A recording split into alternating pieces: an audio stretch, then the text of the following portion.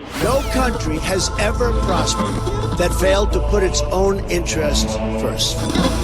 We will no longer surrender this country or its people to the false song of globalism. New Right Network. Mobilizing, countering the left, energizing the right. New Right Network, home of the New Right movement.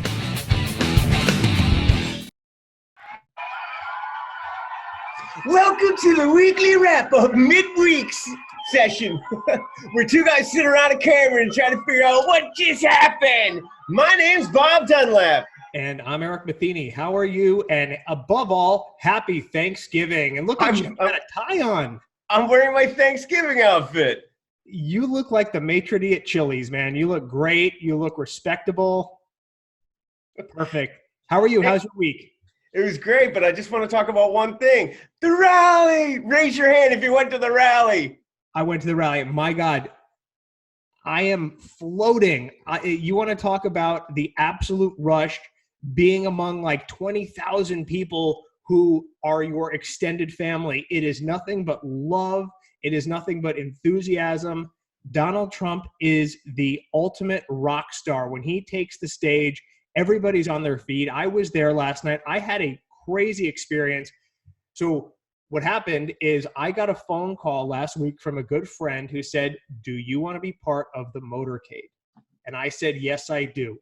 So I couldn't wear my hat and I couldn't wear my fun t-shirts. I had to dress respectably, and I wore a suit and a tie and maintained the dignity. And I showed up at the location hours before with the other volunteers, and we were told there is no motorcade. The president's coming by Marine One. I don't know what that means. I know there was a lockdown in D.C. I don't know if there was some security threat. No one's going to tell us. So we ended up going to the venue. A number of us end up just going inside, sitting in the VIP section, which was amazing. Got to see a lot of cool people, shake some really neat hands. And then he walks in, and about 21,000 people there. I put a video out showing that we were at capacity, and a lot of liberals are saying, well, no, there's a seat open here, a seat open there. The place was at capacity with about 3,000 to 5,000 outside. It was nuts. And this is in Broward County. Which is Democrat County. Heavily Democrat. And where we were at the BB&T Center is Debbie Wasserman Schultz's land. She was actually there, I believe, on the other side leading a protest. Maybe we didn't even see it. I mean, it had no impact on what we were doing. Law enforcement was incredible. They did a great job. We had BSO, Palm Beach Sheriff's Office came down, Sunrise Police. Florida Fish and Wildlife had airboats out in the canals around the stadium. U.S. Secret Service. Everybody was amazing. Great rally. He was funny. He was on point. And above all, I think taking a victory lap because impeachment is failing. Let me tell you, if they take us to the Senate, I don't think they're going to take it to the Senate because they would be crazy to do that because real witnesses and real evidence come out and they're going to look like worse than they do now. I think they're going to say, we're not going to do it because they're racist and bigoted and homophobic and they're just going to let it go. So we're not going to do it. I think she's going to cancel it. I'm not sure about that. I don't know if they can. I think they're going to go forward with it because they have to. They're already in it. They can't back out now. They're on a collision course, and it's either kill or be killed. I think what's going to happen, though, is they're just going to fall on their swords, and they're just going to go forward with it and just say, hey, we tried. But the thing is that we have right now is we're coming up to Thanksgiving break where these congressmen and women are going home to their districts, and they got to do the thing because, look, they got to run every 2 years. They got to go shake hands, kiss babies, go to the hospital, go speak to people. And the feedback they're getting from the citizens, the people they represent in Washington are, no, why are we doing this? We're wasting time. What about trade deals? What about prescription drugs? What about things that help our everyday lives? Why are we wasting time on this? Because they know it's going nowhere. Donald Trump is not going to be removed from office. Everybody knows that. I just have Trump derangement syndrome really, really badly that they can't see past their anger. So, I mean, if they move forward with it, I hope they do, Eric. I hope they do because it's going to blow up in their face if they do. Well, another thing we saw this week that was really unnerving was First Lady Melania Trump went to speak to middle and high school students regarding her program, which is the Be Best initiative against cyberbullying. Very important in this day and age, especially to young people, especially to middle school and high school kids. But the bottom line is that she was booed by kids, 12 and 13-year-old kids. First of all, that's not organic booing. They're being indoctrinated by parents and teachers and adults around them. And second of all, whether you like the president or not, when they come to a school, the students have to show respect for the office. I don't care if you like Trump. I don't care if you don't. You stand up, you applaud, you show respect. And that's something we're missing. The idea, look, it's not that you hate Trump, it's that you don't show respect. You don't show respect to the office of the president. I think it's the teachers. I think we've lost the schools. I think we've lost the schools from elementary all the way through college, and it's something that's should be very alarming to everybody. It is to me. It's really disturbing. I remember being a kid, and I went to Washington, D.C. when I was about 13, and we were very lucky to get a White House tour. And I already at that age, I think, was a little, politically awake, and I did not care for Bill Clinton, who was the president at the time. And my father probably hates Bill Clinton more than any human being on the planet. And I remember asking my dad, and saying, hey, Daddy, we're taking this White House tour. What if we see the president? And he looked at me and said, you say, pleasure to meet you, Mr. President. It's an honor. And you shake his hand. And that's it. And neither of us cared for the man. But the dignity of that office must be maintained, and you must show respect for that office, regardless of who the office holder is. I thought of somebody who hates him more than your father, and that would be Juanita Broderick. She does, and rightfully so. So moving on, there's been this movement we've seen lately. There was a hashtag cult, CULT 45. The narrative shift is going from impeachment now to Donald Trump's followers are a cult. And Trump has been telling us this when he speaks at his rallies, when he speaks to his supporters. He says, hey, look, it's not me they hate, it's you. They are pivoting now. This is a concerted effort by the media, by the Democrat elite. Nothing is done individually. It's all done in tandem. And their talking point is now, look, we got to get away from impeachment. Russia failed. Racism failed. The economy is going to recession, failed. Everything they've done has failed. So now they are going to shift off the man and to the followers. And now we are cultists, and we're subscribing to this ideology. There's plenty of images going out there and plenty of videos showing they're superimposing Hitler over Trump rallies. I've seen some clips like that. So now they're going after Trump supporters, and they're blaming us, saying we're part of a cult. Now, I think we're going to turn that around on them like we do with just about every viral campaign they launch our way. Hey, we're deplorable. We cling to our Bibles and guns. We're a cult. I remember a church that I go to, someone said it was a cult, and I watched a couple sermons, and I said, well, if that's a cult, I want to join it. And that's kind of like the Trump movement. Who wouldn't want to be part of it? Yeah, but these liberals, and especially the young ones who are so ill-informed, they won't take the time to get to know a Trump supporter. They don't want to. They won't take the time to come to a rally. Look, if you go there, if you're actually there, and I put out a clip online the other day, it's almost got 100,000 views, just kind of panning the arena and showing, look at the seats. They're all filled up. This is what the fake news doesn't show you, because when you go to a rally, and obviously this is for logistical reasons, Donald Trump's at a podium, and then maybe about 30, 40 yards in front of him is a platform with the media cameras. And they're just zoomed on him, and all you can see is that tightly cropped shot of the people behind him. You don't see about 21,000 other folks that are all the way around. This is a big stadium. This is where the Florida Panthers play. This is a major venue. Seats 21,000 people inside, and we were at capacity with a spillover crowd watching on monitors out in the parking lot. And that kind of populism, the polls can't and won't capture that. That you can't get someone on the phone and you can't, sample 1,000 people and glean the information that's going to accurately reflect the true support that president has. The fact that he could go anywhere in the United States with 6-7 days notice and to a sold out crowd anywhere.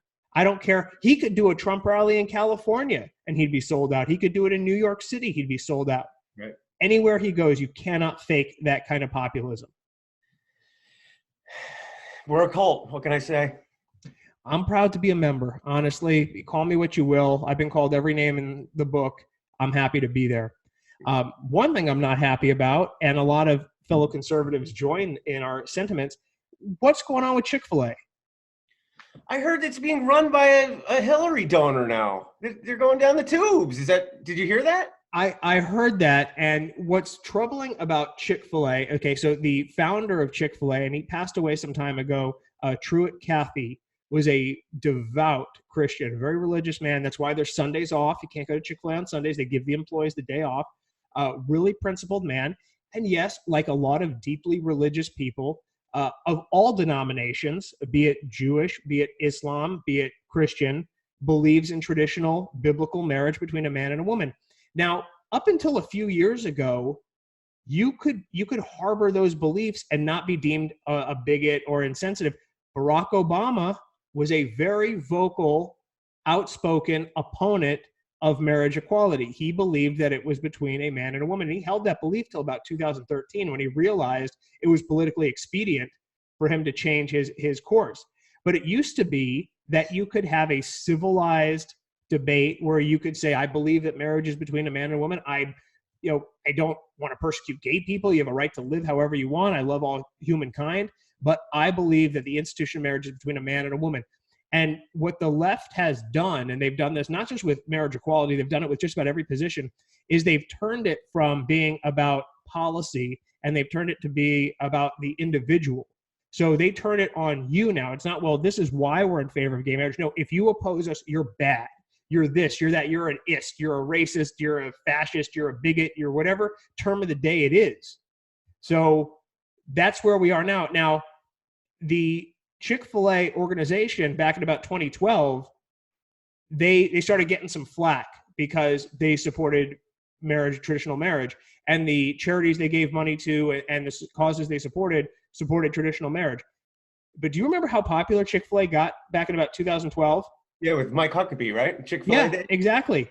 And I remember it became like the conservative business to support. And you'd go there and there'd be lines around the block. And anytime the LGBTQ community or the far left would come out and say they're not doing enough or they're doing this or they're bigots, we would come to their aid. We would come to the aid of Chick-fil-A, and you would see lines of cars as far as the eye could see stretching down the block.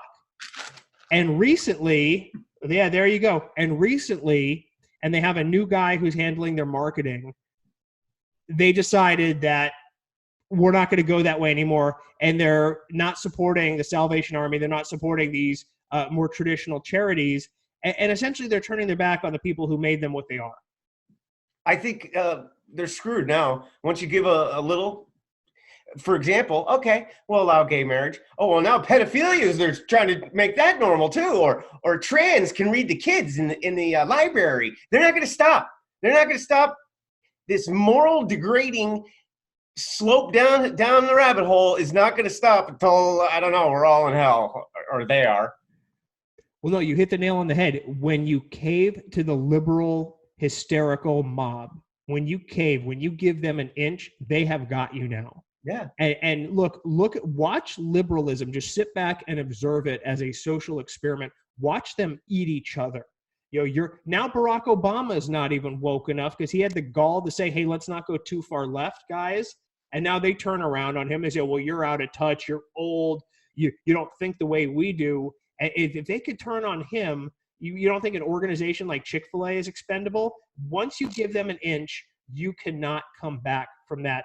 And conservatives who stood by him and supported him are going to remember that. And we're not saying to discriminate against anybody.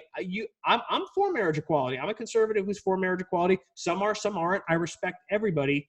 But stand by your principles and stand by the people who supported you, and don't turn your back on them, because once you cave to the mob, you're a goner. You're a slave. Did you see what Obama said about Biden in an interview the other day? How he said he doesn't have it.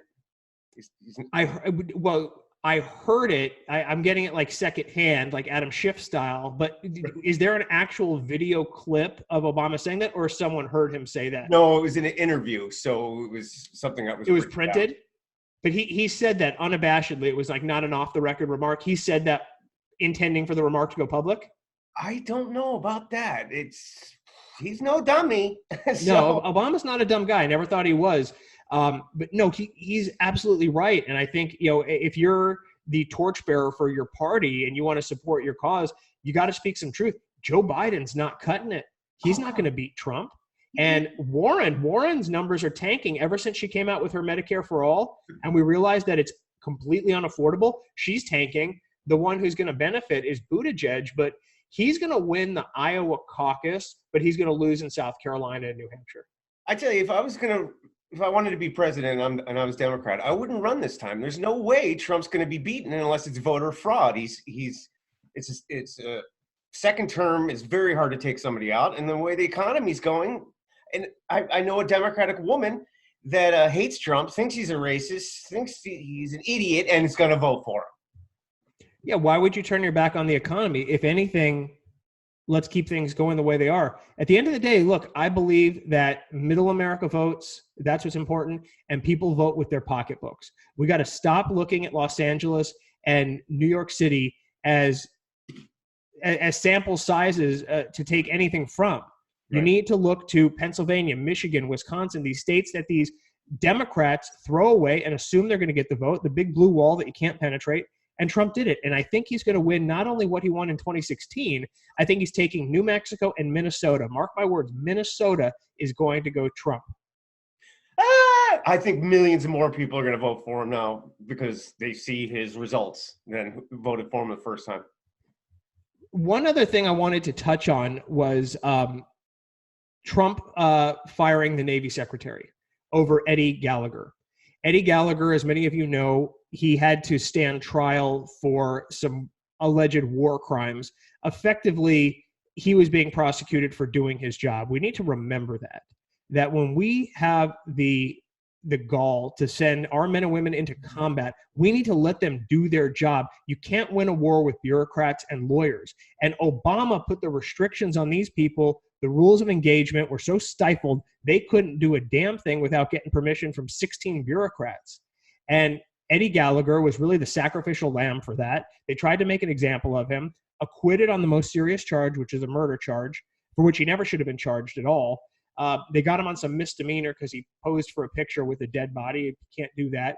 Misdemeanor, he had been in the brig long enough that he got credit for time served. So President Trump wants to restore him to his full military status with all his military honors, and the Navy secretary fought him on that. And Trump stood up for his guy and said, you got to go. And I think that's the way to go. We need to back the men and women that go into harm's way when our government, look, soldiers, sailors, airmen, Marines don't decide to wage war. They are the foot soldiers. They do what they're told. It's the powers that be, the suits, the bureaucrats in Washington wage the war. And if we're going to do that, we need to give the people that are going to effectuate that war the ability to do their job without having their hands tied and without worrying about being prosecuted. It's the same with policing. I got something more to add on that trial too. The prosecutors ended up spying on the defense attorneys, got caught, and then at the end, when he got acquitted, the prosecutors gave themselves a medal. A medal. I'm not kidding you. So then Trump took the medal from them and then also did what you said. But I don't know if you knew that part of the story. No, I didn't know that. That's the first I heard about that, but I love hearing that. And I'm not surprised. Donald Trump is a champion for veterans. He's a champion for military. He was talking about that last night at the rally. One of the things he led off with was talking about, remember how dysfunctional the VA was? They used to be what you heard about on the news all the time. It's not that way anymore. He's brought accountability back to the VA and given the services to the veterans that they need. He's fired over 7,000 VA employees. Between Bush and Obama, they fired one. It was impossible to fire anybody at the VA. Trump's fired over 7,000. I love it when he fires people. I really do. We brought him. I love when he fires diplomats. I love when he fires cabinet members. I love when he fires people that don't toe the line, because this is like the private sector. When the boss comes in, a new boss comes in, yeah, the new boss is going to fire a few people, and it gets people on their toes, and they're not complacent, and they don't have this typical government attitude where you can't get fired. And now there's accountability, and you need accountability in government. Well, like you said, it's like the private sector. If you're not going to do your job, you're going to be fired. Absolutely. No, absolutely right. Well, before we end, I got to ask you, what are you thankful for? Wow. I'm thankful that I gave my life to Jesus Christ 6 years ago, and my life has been awesome, so much better ever since. Filled a void in my heart that I was chasing money and chasing material items. And every day I thank God for God. That's what I'm thankful for. And my family, of course. But that is incredible. That's got to be, there's no greater feeling than being carefree, than not having worry. When we think about the happiest times in our lives, you often think back to the time where you were the most carefree. That's why we look back to college when we were young, because you didn't have a care in the world. And obviously you get older, more responsibilities, more cares, more worries. And that for you, I have not experienced that. But that for you has got to be the equivalent of that, just this, carefree, Jesus take the wheel, someone else is in charge. And when you can let go of always having to be in control of everything and understand that there's a higher, more sacred power that's governing things, that's got to be uplifting. So I'm proud of you, and I'm happy to hear that, Bob. Thanks, man. What are you thankful for? What am I thankful for? I am thankful for my two sons. I've got the two greatest kids. They're good kids. They have manners. My wife sent me a picture the other night of my oldest son, John. He's a Taekwondo guy. He had one of his little buddies over, and they're in the living room, and John and his friend, they're holding the mitts and putting their boxing gloves on, and they're throwing combos and doing that. And that was just uplifting, because it's nice to see boys being boys and not buying into this gender non-conforming indoctrination garbage. You're seeing two boys roughhousing, playing like I used to, like you used to, like our fathers before us used to. Mm-hmm. And it's uplifting. These are good kids. They say please and thank you to strangers. I'm blessed to be in my own practice and to have tremendous freedom and to get to dedicate my free time to doing stuff like this. I'm not working for someone else. We got a great marriage. I'm a very blessed person, and I'm also very thankful for this platform and to be able to do this. And look, Bob and I, we don't have broadcast experience. We're two regular guys who got together and said, let's do this. And the fact that people actually tune in and actually want to hear what we have to say, the fact that anyone wants to hear something I have to say is still mind-boggling. It's like the fact that someone will pay me to do something is mind-boggling enough. The fact that someone will spend their free time listening to me, wow, amazing. So thank you, and I'm thankful for that. Awesome. Well, guys, have a very happy and blessed Thanksgiving. Enjoy yourself. Eat, drink, watch some football, be with the ones you love, and we will come back to you on Saturday, a couple pounds heavier. God bless you, Trump 2020. Take care.